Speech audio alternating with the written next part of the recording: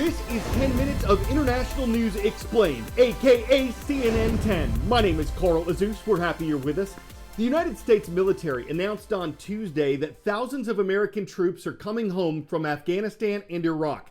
The American military has been involved in Afghanistan since 2001, when it led an international force to knock the ruling Taliban group out of power. The Taliban were sheltering al-Qaeda terrorists who were responsible for the September 11, 2001 terrorist attacks on the United States. The U.S. military has been involved in Iraq since 2003, when it led an international force to knock Iraqi President Saddam Hussein out of power.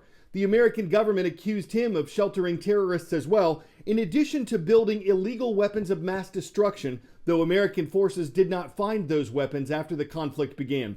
The numbers of U.S. servicemen and women in Iraq and Afghanistan have fluctuated over the years. Currently, there are about 4,500 American troops in Afghanistan and 3,000 in Iraq. The Trump administration plans to withdraw around 2,000 from Afghanistan and 500 from Iraq in the weeks ahead, leaving about 2,500 forces in each country. A senior U.S. defense official says the reduction in forces is consistent with President Trump's promise to bring troops home from the two nations. And the acting U.S. Secretary of Defense says America is on the verge of defeating the al-Qaeda terrorist group. But critics of the withdrawal, including some Republican lawmakers, say it's not the right time to reduce U.S. troop numbers in these countries, and that the decision would come as good news to terrorist groups. The withdrawal of many American troops is expected to be completed by January 15th of next year. When you think about it, the poet Dylan Thomas is kind of relevant to our next story. Rage, rage against the dying of the light could serve as a piece of advice from psychologists when it comes to warding off the winter blues. Seasonal affective disorder can coincide with the short winter days, and if that time of year gets you down, there are a few pieces of advice in a new paper published in the International Journal of Well-Being. 1. Get outside. A number of studies have shown that people who spend at least 2 hours per week in the great outdoors are healthier and happier. 2. Change your mindset. Find things about winter you look forward to. If you're stuck indoors, it might be a cup of hot chocolate while watching It's a Wonderful Life. Activities you can positively associate with winter can reportedly improve your outlook. Dr. Sanjay Gupta has some more info and advice when it comes to seasonal affective disorder. At least 12 million Americans suffer from something known as seasonal affective disorder, or SAD. Numbers probably even higher than that. Longer nights, shorter days. All of that leads to a chemical imbalance in the brain. What happens is your serotonin levels are down, and melatonin, which makes you sleepy, that's up. Does it make sense? Symptoms can be mild or severe. You can get fatigue, lack of energy, oversleeping, difficulty concentrating, and also cravings for food that cause weight gain. That probably sounds familiar as well. Diet and exercise can always help. Also, get outside as much as you can. You can also get a specialty designed light box. You just sit there and stare at it for a while each day, or at least put it on your desk. The point is you can get a boost of more natural light. Worst case, some doctors may recommend antidepressants or psychotherapy to help you get through this. Another tidbit, find things that bring you joy. Open up the blinds in your house, play some of your favorite music, and be with your family.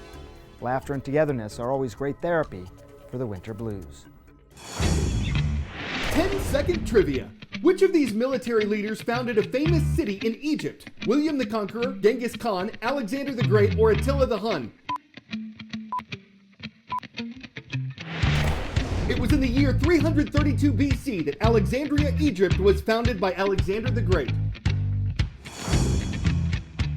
And it was sometime around the year 500 BC that dozens of coffins were buried around the Egyptian capital of Cairo, and they were recently unearthed in mint condition from a large burial ground. Egyptian authorities say they're in such good shape because they belong to people who were, quote, a little bit rich. At least one of them contained a mummy, which officials are x-raying to try to find out the person's gender and age at the time of death. The find of more than 100 ancient coffins also contained 40 statues and other artifacts. They'll be sent to museums throughout Egypt. Announcements of more discoveries from this area are expected in the weeks ahead. The Egyptian government hopes finds like this will attract more tourists to the country, where political instability, terrorism, and now the coronavirus pandemic have hurt that industry. The issue of overfishing is our next topic. It's taking fish out of the oceans faster than they can replenish their numbers naturally. Environmentalists say this can damage the entire marine ecosystem.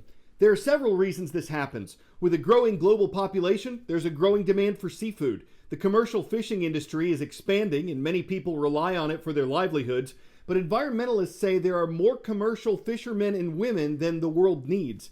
Some people fish illegally or don't report everything they catch, and critics say governments contribute to overfishing by paying commercial fishermen to help with their businesses.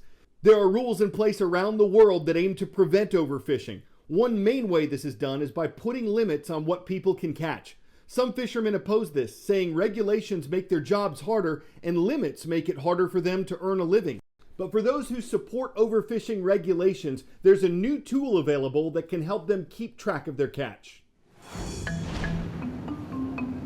Every day, thousands of fishing trawlers take to our seas, releasing miles and miles of nets to catch fish. But over the last few decades, this led to overfishing, dramatically depleting the seas of vital fish stocks. Now, smart technology offers hope to tackle overfishing and illegal catches. We need to find a way to harvest the fish sustainably. In the SINTEF Ocean Laboratory in Trondheim, Norway, that cutting-edge technology is being developed. An indoor pool that simulates an ocean basin, laser scanners that analyze fish stocks, and 3D visualization techniques that reproduce the seabed are being used to lead the fight against overfishing. We want to, first of all, make sure that we have a way of finding out how much fish is in the ocean, how much can we harvest within sustainable limits. According to the United Nations Food and Agriculture Organization, 34.2% of the world's fish stocks were overfished in 2017.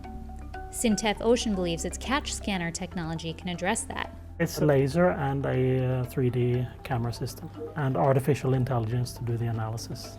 If you have a fish, like this plastic fish, and you send it through the scanner, then it builds up a 3D image and a color image at the same time. And this is used by artificial intelligence to estimate the weight and the species.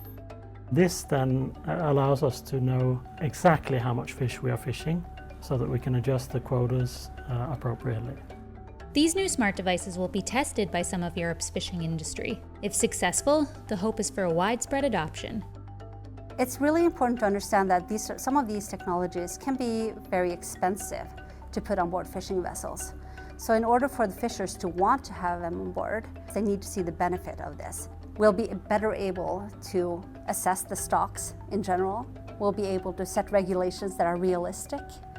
And we'll be able to have a better understanding of how sustainable we really are. This larger research project, known as SmartFish H 2020, is being funded by the European Union in an effort to modernize the industry and eliminate overfishing.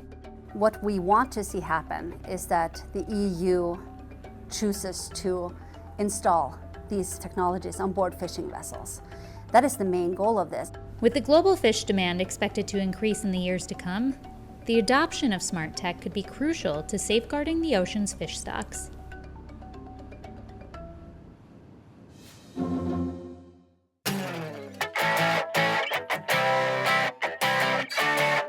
The 4 astronauts on the latest space mission have arrived at the International Space Station, and there was a stowaway with them. The force was too strong to leave baby Yoda behind, even though he didn't buy a $55 million seat. Is there a purpose for a plush doll on a trip that's not to a galaxy far, far away? Possibly. Aboard the launch vehicle, a floating Yoda could show them this is the way to know when they've left the pull of gravity. So he does kind of have a Jabba, even if it's just Boba Fetting around in space until they Lando Chew back on Earth.